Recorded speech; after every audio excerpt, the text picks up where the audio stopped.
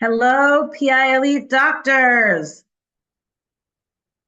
The winner of the first raffle drawing did not reach out to me, which means he or she did not watch the video and pay attention. So I decided to go ahead and do a second drawing because I don't expect everyone to be glued to my posts or my videos, but I do have very important financial considerations and tips to share with you. And one way of getting your interest is having you be curious about whether or not you won the raffle. And if you did, you can win $200 gift card, which I'm going to spin for a second time.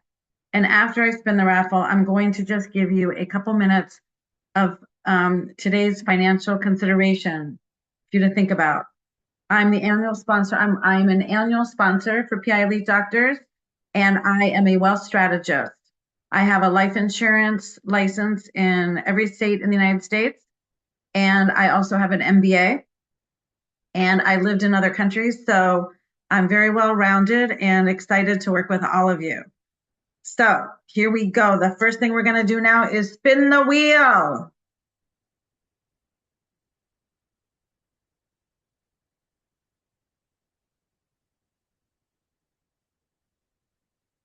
All right, Trisha Childers, congratulations. All right. So now that I got your attention, I would love to just share with you today's financial consideration. So here we go. Hi, everyone.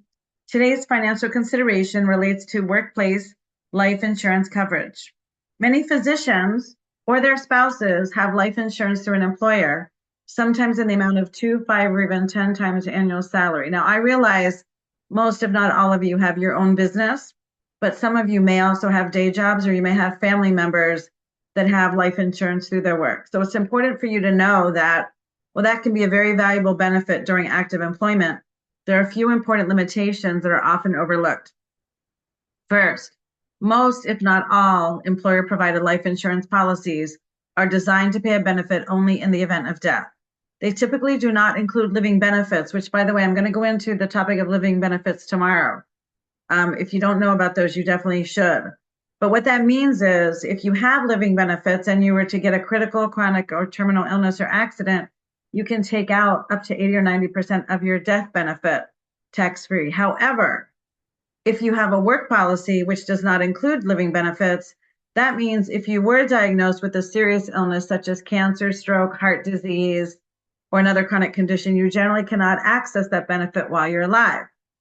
Second, employer-provided policies are typically owned by the employer, not you.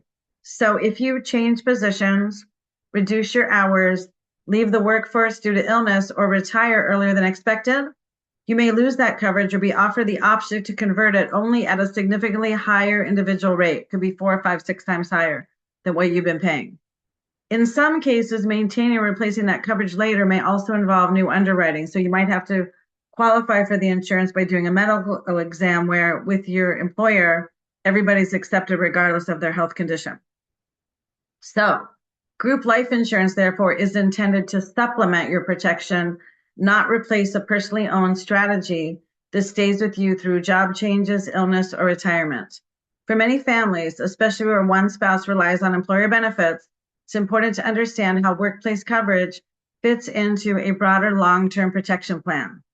If you'd ever like a second opinion on how your current benefits align with your overall financial strategy, I'm always happy to review them with you.